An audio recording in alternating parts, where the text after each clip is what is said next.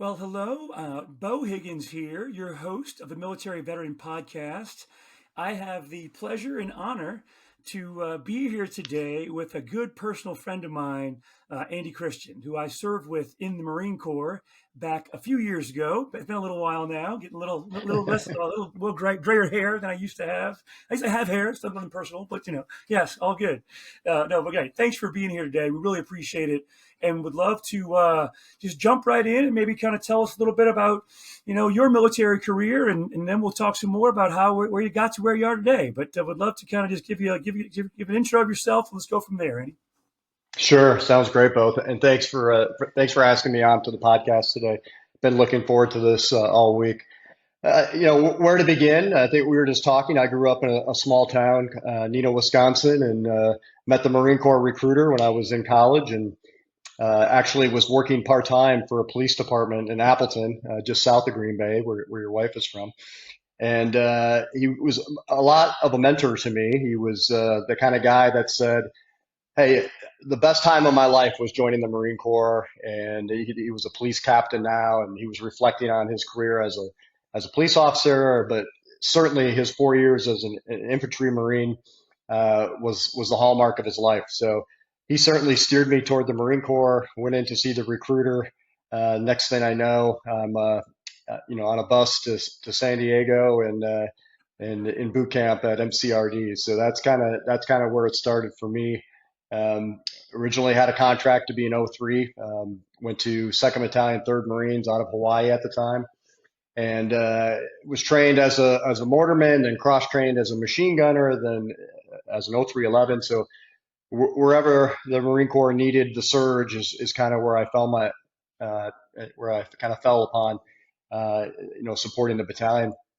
But I wasn't even in the Marine Corps 90 days, and I was already on deployment to Okinawa, Japan, and headed toward Desert Storm at the time. So I was a young Lance Corporal, and the balloon went up, and before I knew it, I was on a plane to Saudi Arabia. The goodness for our battalion was that I was not sitting in the desert for 5 or 6 months like a lot of people were prior to Desert Storm kicking off. We were one of the latest battalions arriving in, and that's kind of where it started for me on my journey with the Marine Corps. That's awesome. And it was a similar time frame. I joined, from my timing was basic school. I started in February, well, I guess April of 90. So I did OCS right to TBS, but during the Desert Storm time, we had guys that were kind of wrapping up, pushing them through IOC and sending them over to Desert right away. So yeah, similar time and start. And yeah, a little bit of Wisconsin. I said, as Andy alluded to, my wife is from Green Bay and I'm up here. She just got married on Saturday. So we're celebrating a little wedding here as well. Good stuff. But I know your career obviously started there, but is progressed in some different directions, I guess, or interesting directions, and really a truly, I think, distinct or just interesting career in the Special Forces arena. How did you kind of make that pivot and move over that way? What was kind of what kind of started pushing you in that direction? Yeah, I mean, I think, going back to Desert Storm, I came back as a young Lance Corporal, got promoted to Corporal, was still in the infantry with 2nd Battalion, 3rd Marines out of Hawaii. But I realized if I was going to stay in the Marine Corps that I needed to challenge myself further. And that's when I kind of saw one day walking to the PX, I saw this recon Marine who had an Alpha Company 3rd Recon shirt on.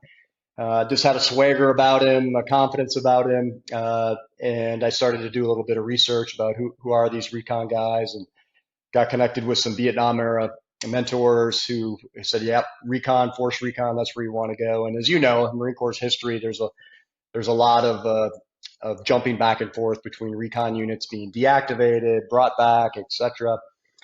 So I took the indoctrination test for Alpha Company 3rd Recon, which at the time was in Hawaii. And then went to all my core schools, jump school, dive school, recon school, in Coronado for 3 or 4 months.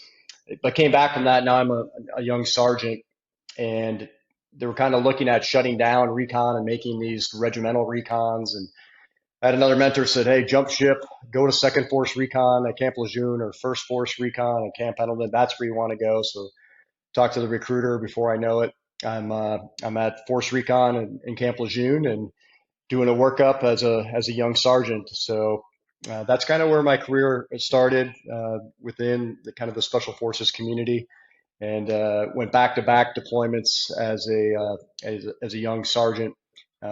These were LF6 deployments, six fleet deployments where you would get on a ship. This is pre 9/11, Yeah. when life was good, and you would hit 10, 12 Liberty ports and see the world. And I truly had a great time. But I came back from that, and now I'm at the crossroads. I'm a 6, 7 year guy, almost 8 at that point, and in the zone for staff sergeant, about to pin it on. And I had a lieutenant say, "Hey, you had college. You should apply for one of the commissioning programs." So at the time, I didn't know anything about the commissioning programs other than OCS and MECEP and the Naval Academy ways, the service academies. And I had a mentor. This lieutenant said, "Hey, there's this program called Meritorious Commissioning that a lot of people don't know about, and it's reserved for some of our standout NCOs who've done a good job.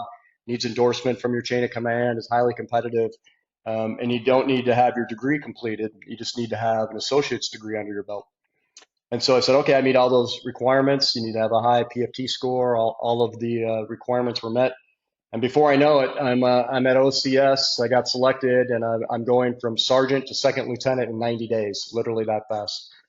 So I made it through officer candidate school on the Meritorious Commissioning Program, and then I'm sitting in the basic school. Very proud of the fact that and this is a funny story, Beau. So I was a little intimidated being a young sergeant up against a lot of these officers coming out of college. And so my rack mate at the time was the Secretary of the Navy's son, Chris Dalton. And I kind of wondered, well, how will I stack up against these guys? Because they all have very impressive academic backgrounds and leadership backgrounds. And on day one, when the drill instructors came in and they said, "All right, hold up a web belt and e-tool," and I was like, "Papa." And I looked over at Dalton, and he was like, "What's an e-tool?" And then I knew I was going to be okay. I knew, I knew my prior enlisted background was going to help me out, and very proud of the fact that I ended up graduating #1 coming out of the officer candidate school.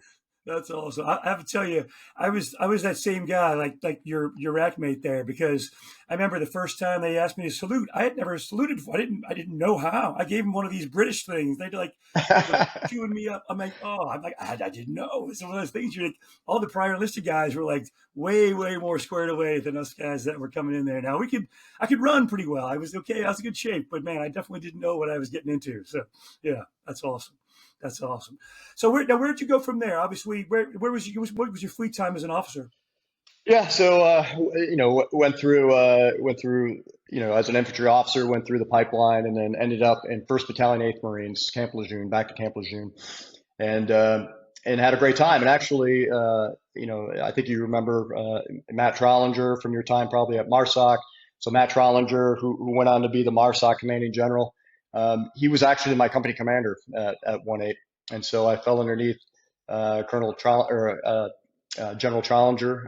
at the time, Captain Trollinger. I was a young second lieutenant, and then I did all the normal, billets. I was a rifle platoon commander. I was a XO of a weapons company, and then after that time, I was at that point where normally you swing and do a B billet.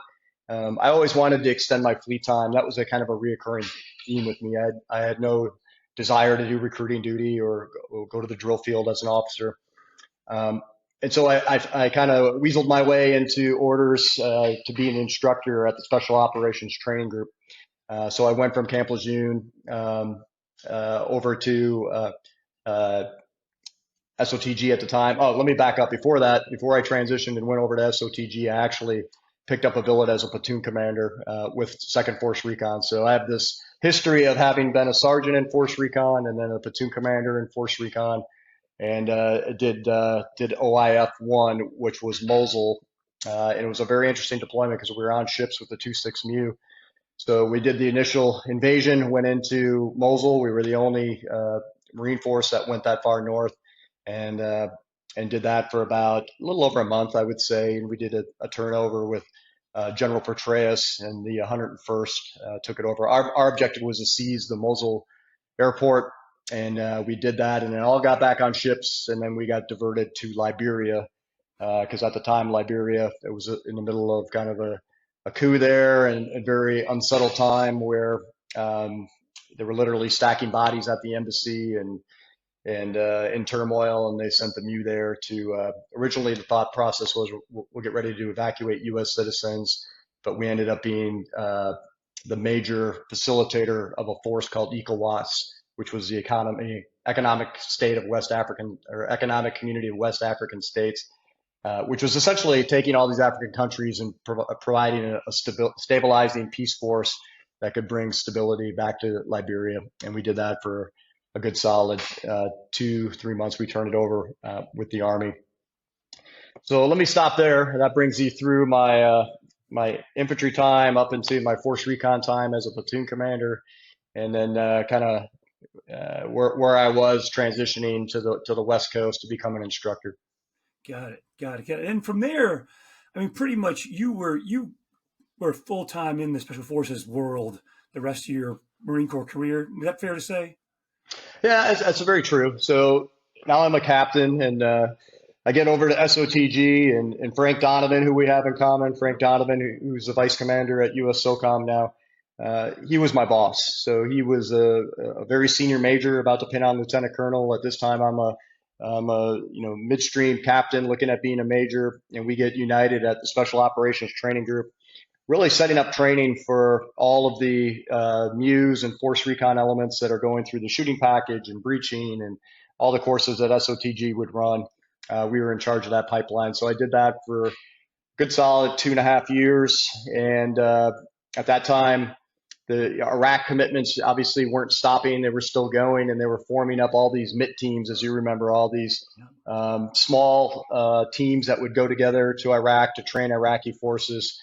So I was placed on a MIT team in Kabbalah, Iraq, for a year-long deployment.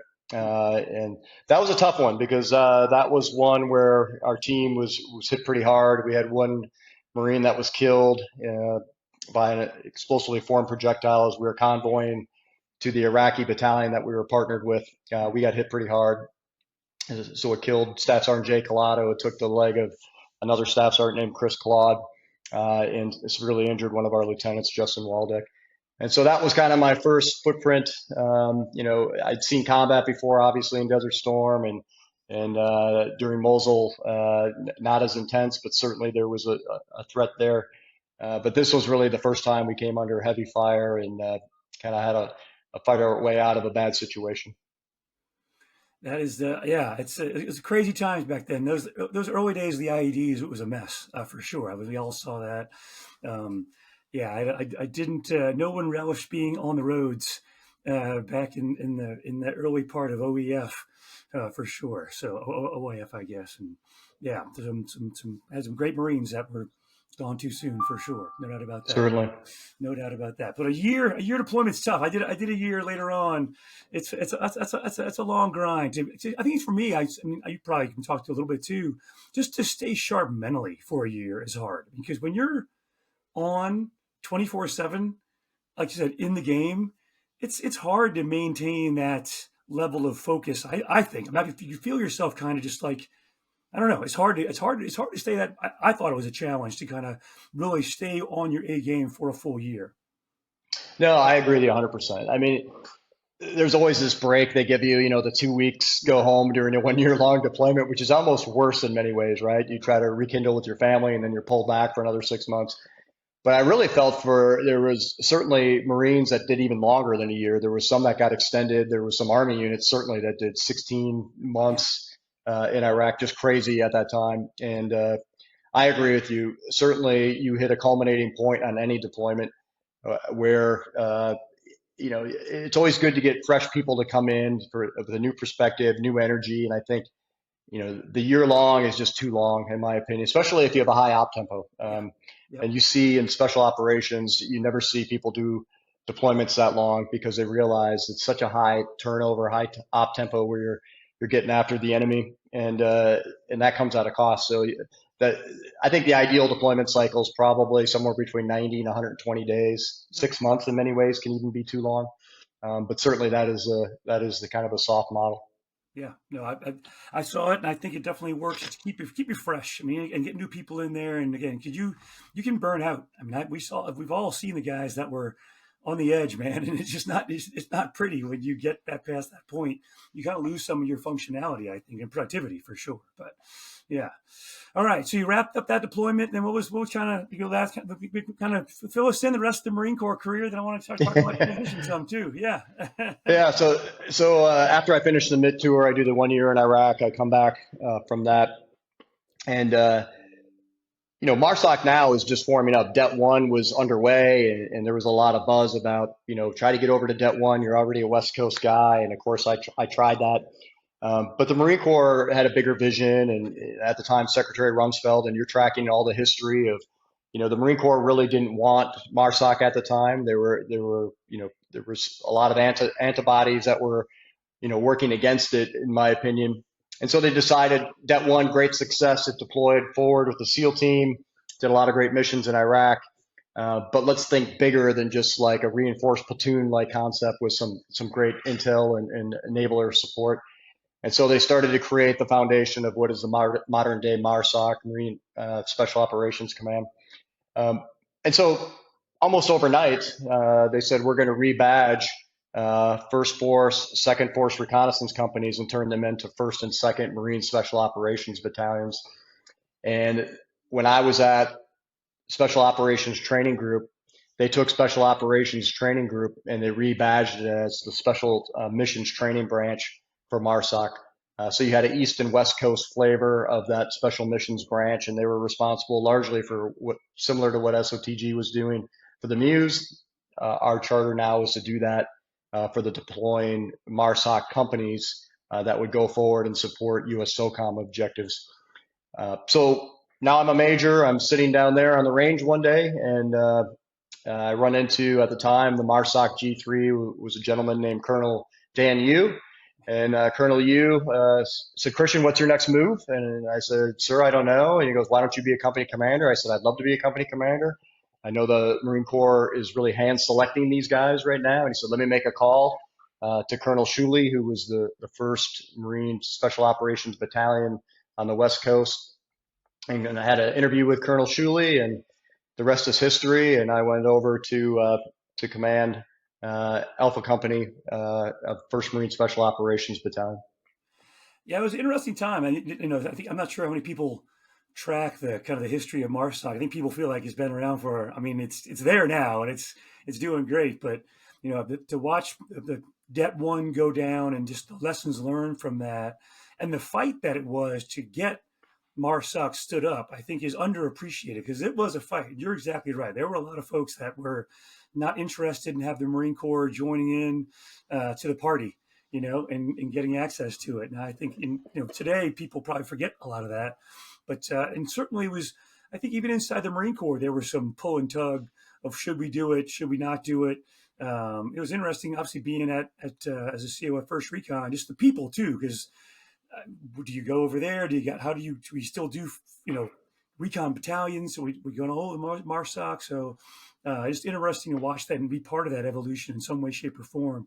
But again, I think people don't appreciate how, in some ways, tenuous it was at first and wasn't a sure thing that it would stay, I would say, even to be candid. But obviously, it's proven its worth and doing great these days. You've seen it really from the beginning, obviously. So, yeah, it's pretty cool.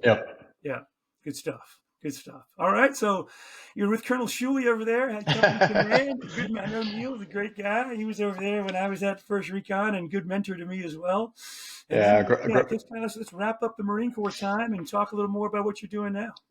Sure. Yeah, great guy, Colonel Shuley.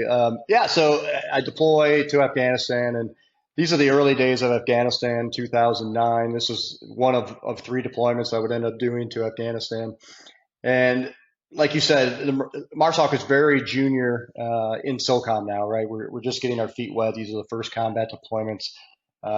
We went into Afghanistan, went into Farah province on my first deployment as a company commander.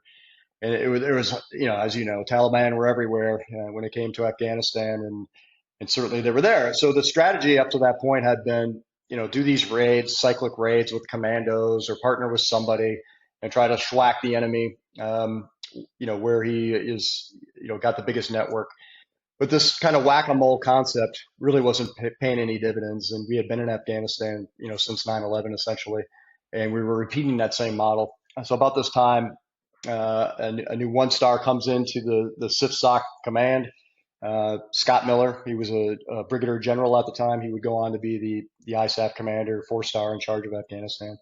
But when he was a one-star, we started talking as we were developing the strategy and looking at everything is we really need to send SOF teams into villages, and we need to partner, with, either a local police force or with the actual Iraqi battalions that are in the area. And we need to hold real estate because this whack-a-mole concept isn't working. And that was referred to as a lot of different things. The village stability operations. It was called, clear, hold, build. It had a lot of different names and contexts. But the bottom line is it was a strategy shift. So we did one of the largest operations in a village called Shawan, which was run over by the Taliban. I was blessed with great MARSOC team leaders, great, enlisted leaders, Master Sergeant Jack Kelly, First Sergeant Brad Baeto. We actually took 1,000+ unit that included elements of the Army, two different two different Afghanistan battalions, and ended up pushing and holding real estate, which went on and then turned over to the next MARSOC unit that came in, which turned over to the next. And so there was this handoff of that we were really doing something that was meaningful and that potentially could hold. But unfortunately, like everything in Afghanistan, it was buying a lot of loyalty. But when the money ran out and the U.S. dollars ran out, so did the support from the locals.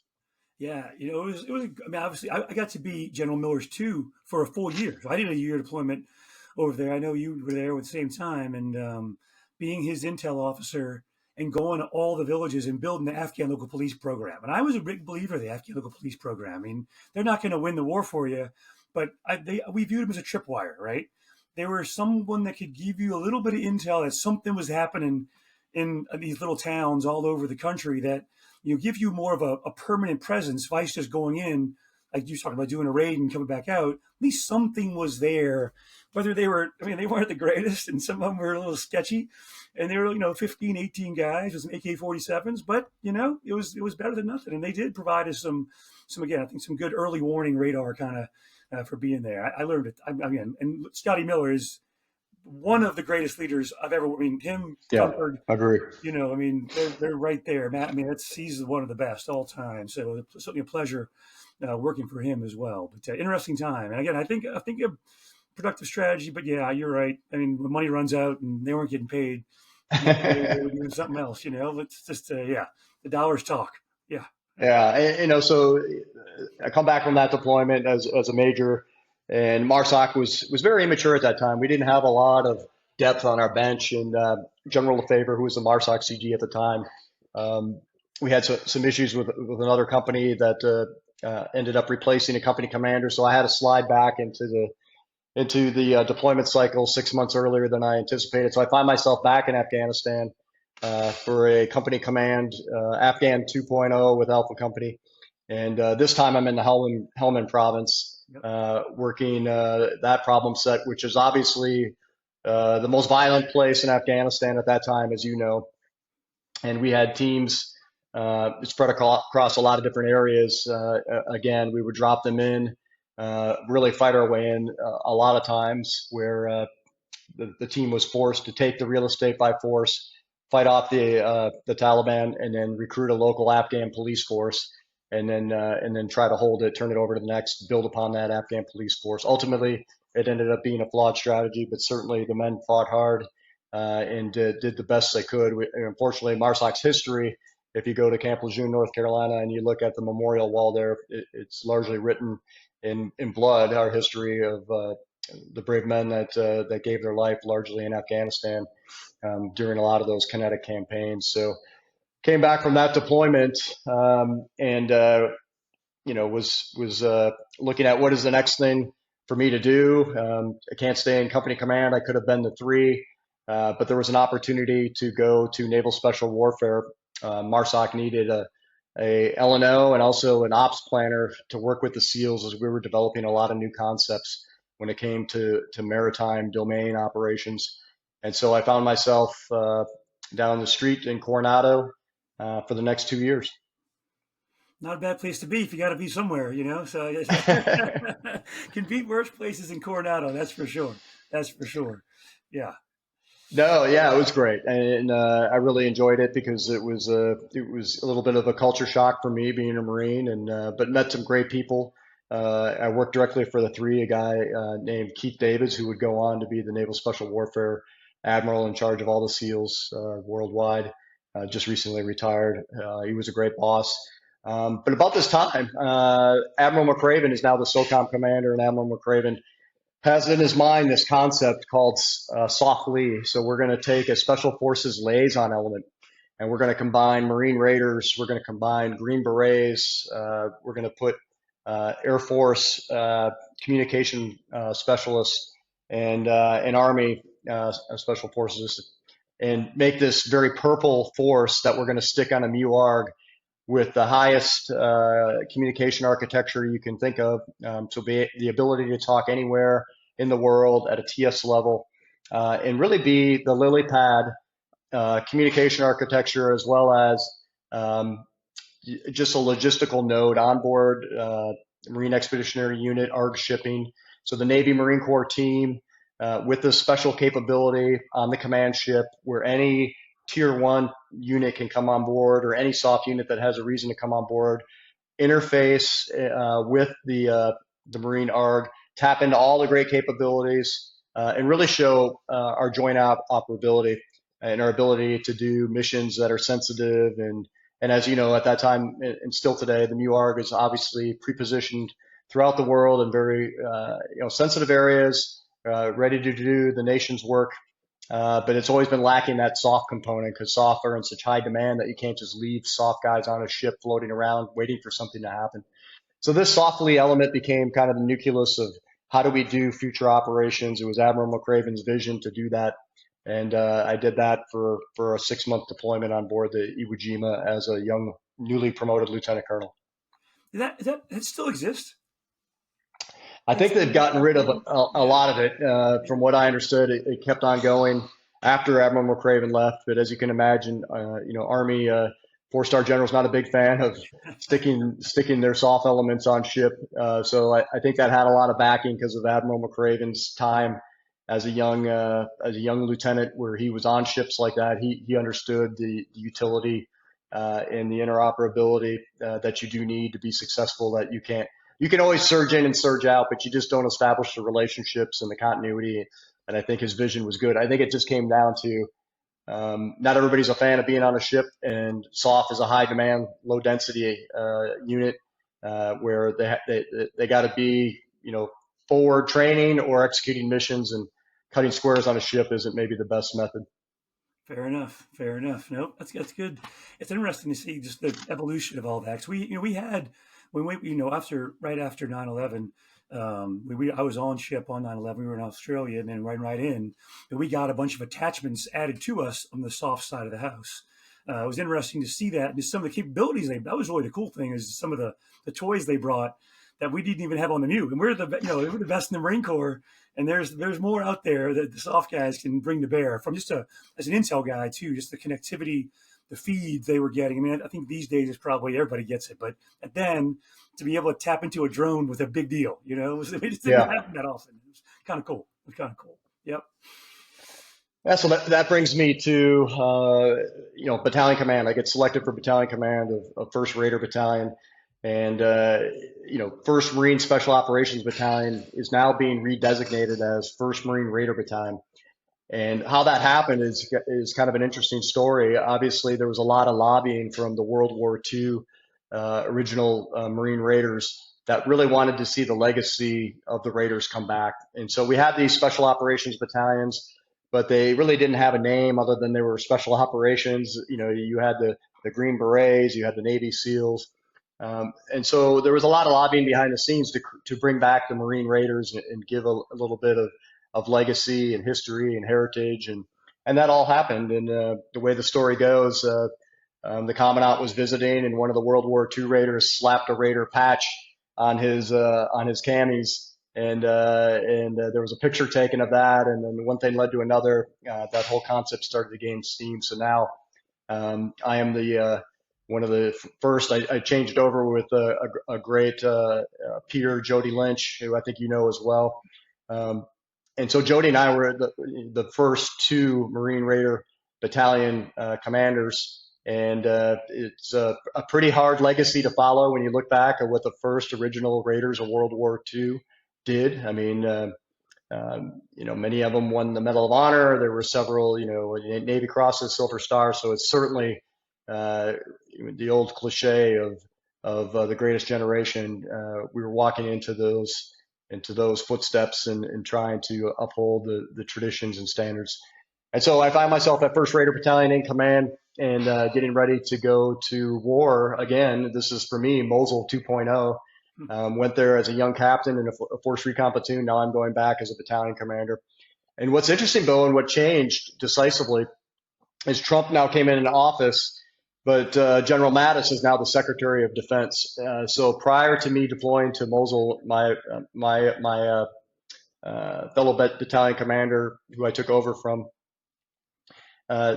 they literally had to get authority from a 1-star to drop a bomb in Mosul.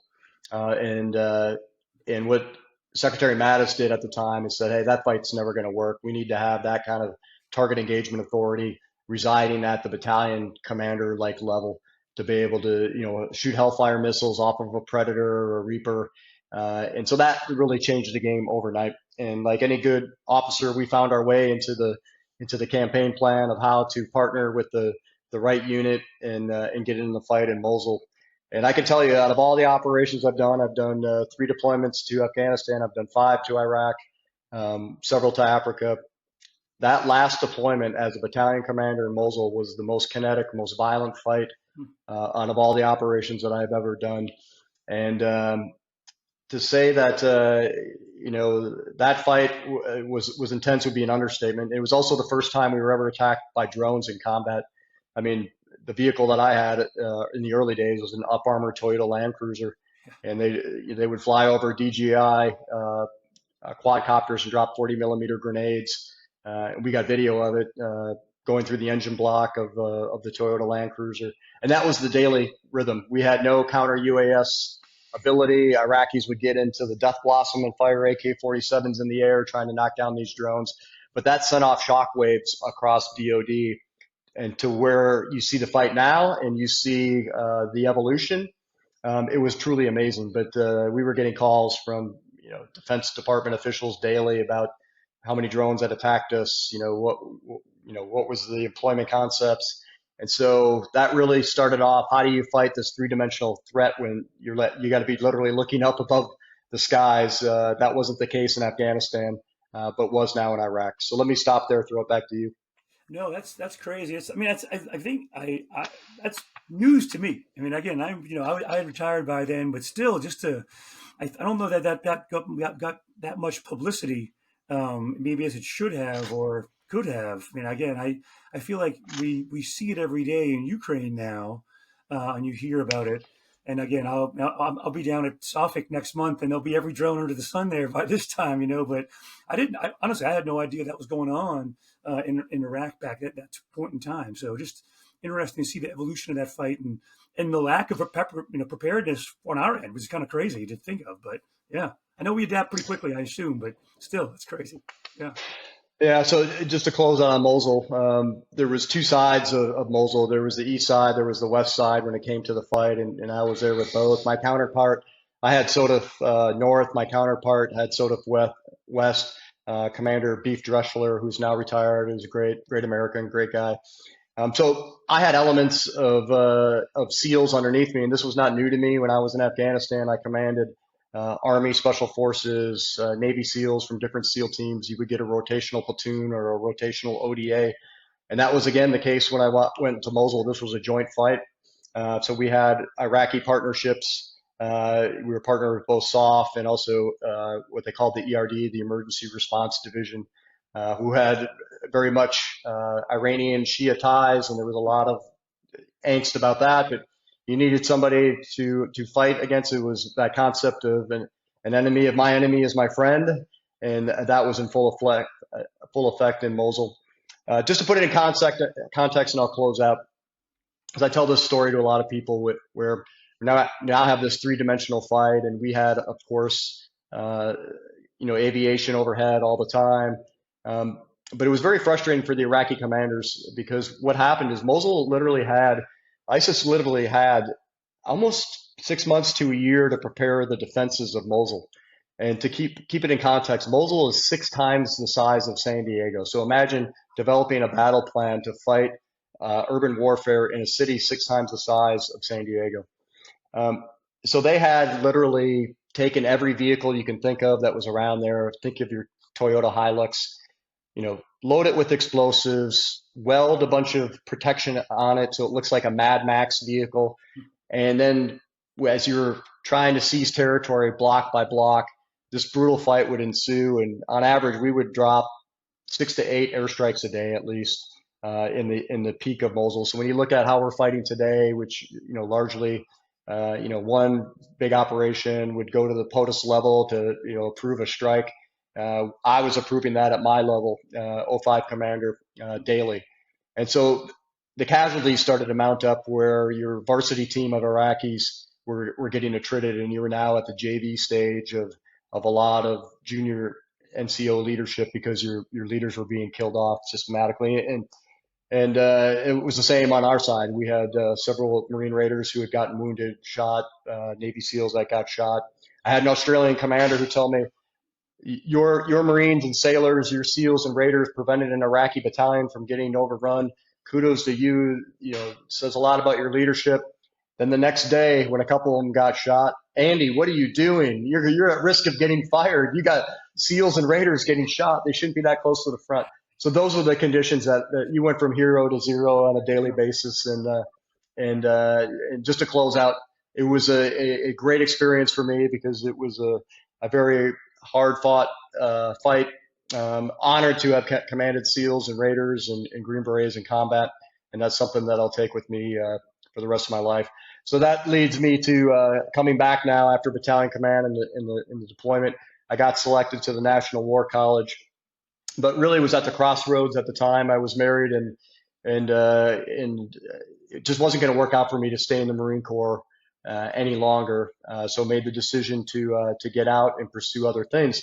That takes me to kind of, you should have a plan. A lot of guys talk about what does a successful transition look like. It doesn't look like what Andy Christian did, because I went from Mosul Command in 2007 to out of the Marine Corps in 90 days, which is not the preferred method.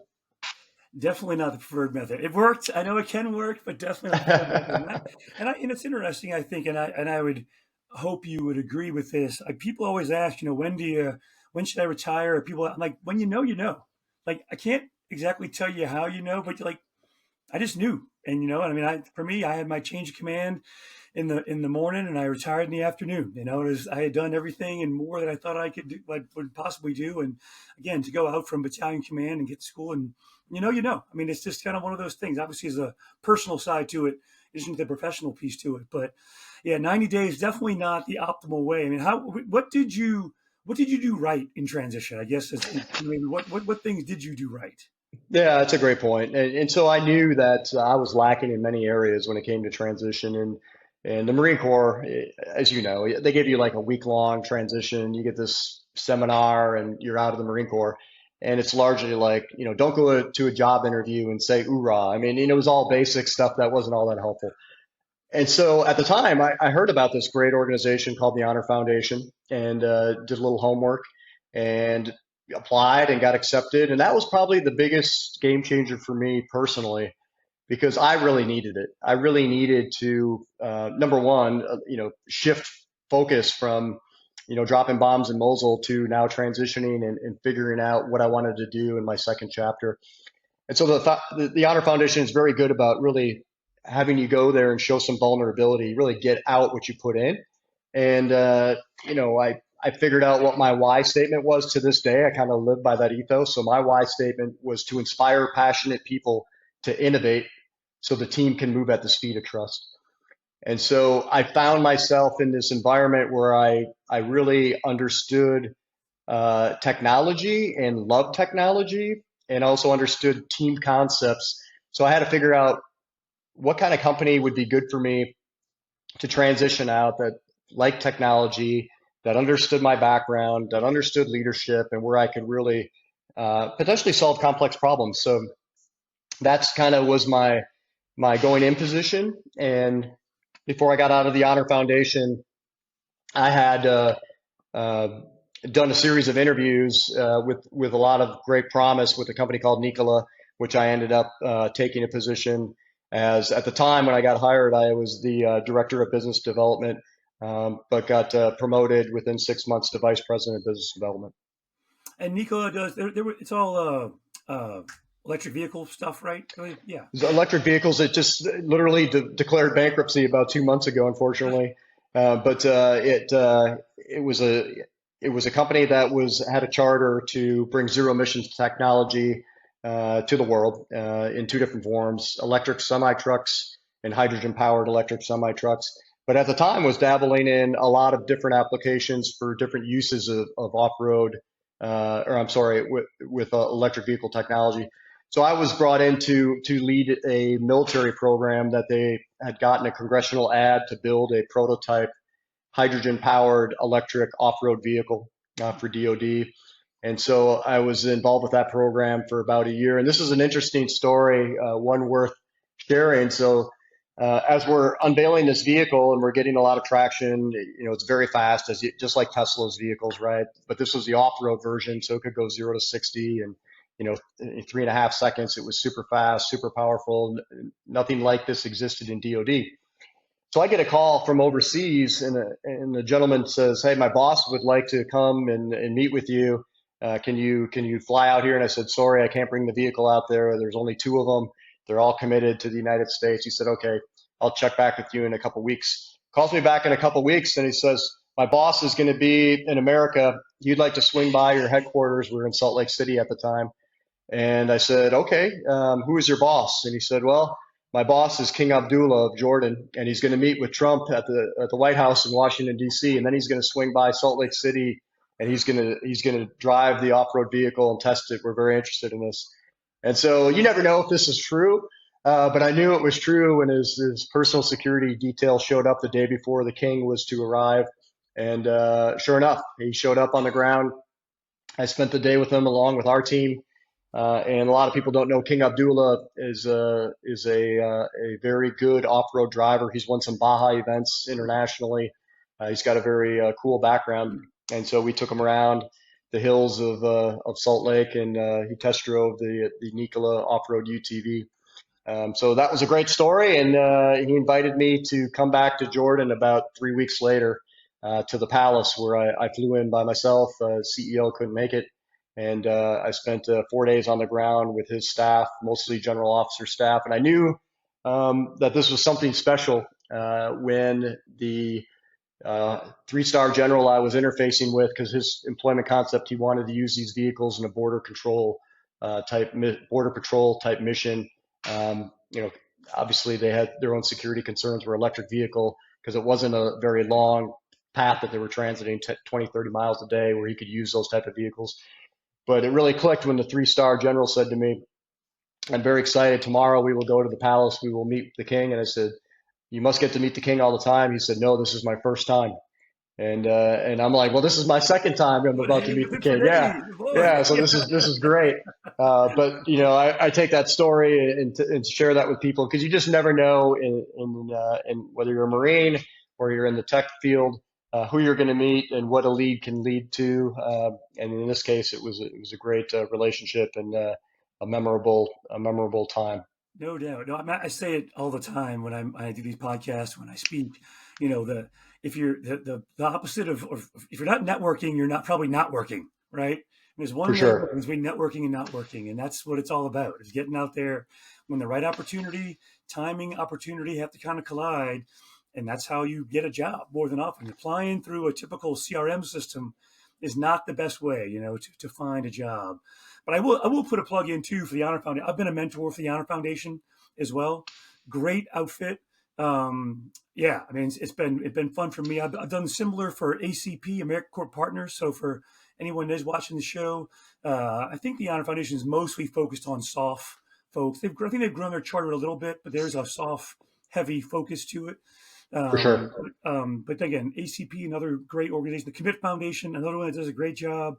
If you're looking for resources out there to help you in your transition, those are some that I would put at the top of the list to help you out. But share that for what it's worth.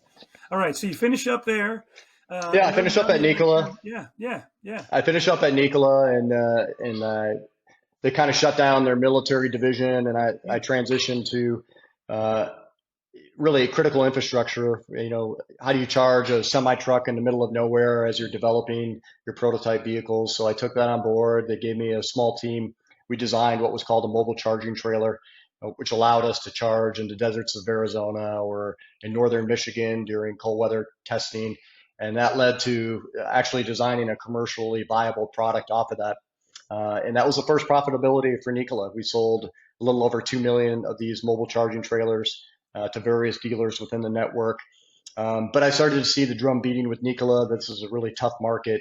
These are very expensive trucks. And the things started to change at Nikola. They started to move toward, we got to downsize, and they started letting people go. And prior to that, I started looking around, and a recruiter from British Petroleum had contacted me and wanted me to come in and work strategy and sales as they were building out what they call their GigaHub concept. So British Petroleum and still is designing and building critical electric vehicle infrastructure across the United States. They did a couple different acquisitions with Travel Centers of America and other places where you think truck stops and high traffic routes. They're building out this GigaHub concept. So I did that for a little over a year, and then I got a call from Swarm Aero that they were looking for people to come and support this brand new mission of drones and autonomy. And so that's what led me over to Swarm Aero. Back to drones again. So what exactly are you doing with Swarm Aero? Yeah, so I'm one of the mission leads, and so there's a lot of very talented people that are working at Swarm Aero. So there's really two different business lines of effort. I'm working more in the software right now and interfacing as we speak. Some DoD contracts that we won. They're certainly sensitive in nature, so I can't speak too much about them. But conceptually, if you look at where DoD is going, everybody's realized that you can have very inexpensive drones, or you can have very expensive F-35 aircraft. And there's certainly a drum beating that the next war potentially.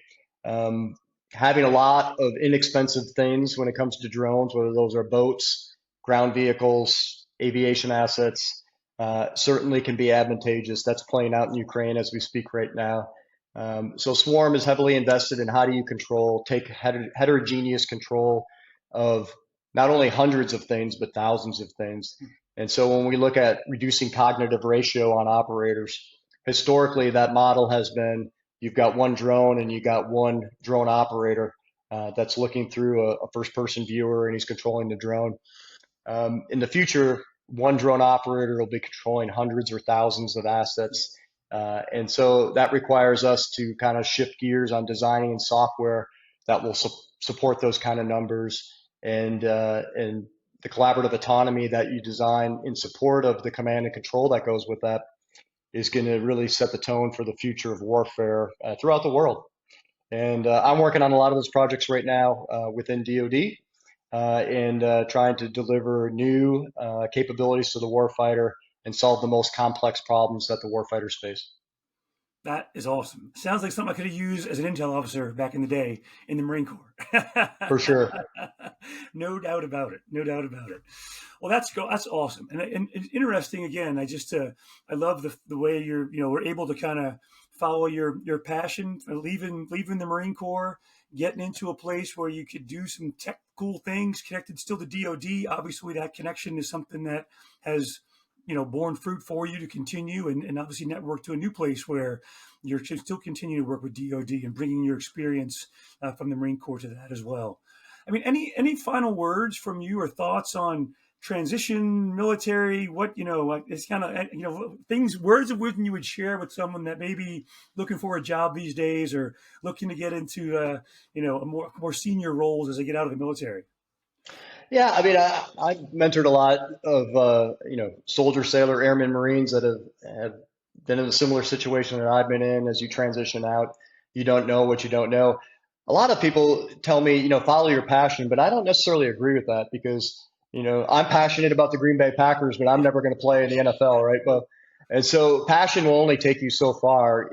I would take a hard look at what are you really good at? What are you talented at? Or what could you pick up that's of interest to you where you could be kind of a very one-off kind of person. And I think that's critical. I got some of that advice when I was transitioning out, which is passion is good, but you need to have skill because when you start to look at companies, it's, they're very thankful for your service and they understand, that you did some good things for the country. But beyond that, it's all about what you can do for that company, right? And it very quickly transitions to thank you for your service, but what are you doing that's going to set you apart from the other 100 people that are applying for this job? And so leadership only takes you so far. Passion only takes you so far. What are you good at, and what can you show that company?